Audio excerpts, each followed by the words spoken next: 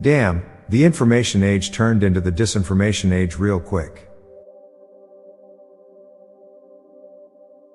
Billions of dollars are spent on advertising that is simply ignored and skipped.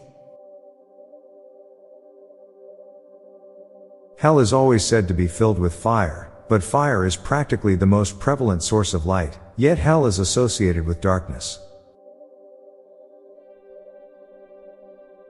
In the 80s we were told to go to college because the robots were coming for the traditional factory jobs.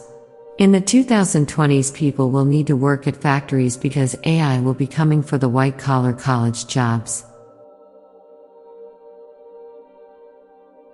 It isn't knowing things that makes you smart. It's how easily you learn new things and what you do with that information. People who give blood are reverse vampires. Therapists are paid to lose their clients. The larger you are, the less clothes you can bring in your luggage. We don't watch television programming anymore, we watch advertising and get rewarded with content that is less advertisement filled. A good game doesn't need to have good graphics. The first skyscraper ever must have had a really great view.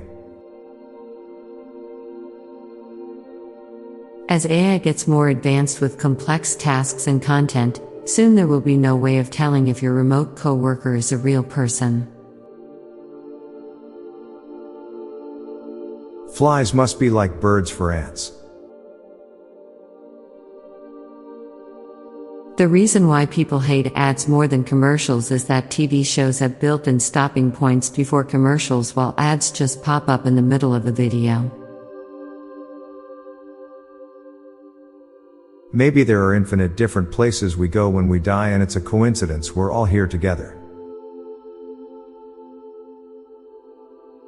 Fast fashion is cosplaying rich people's outfits. People who have 2 prosthetic legs can choose their height.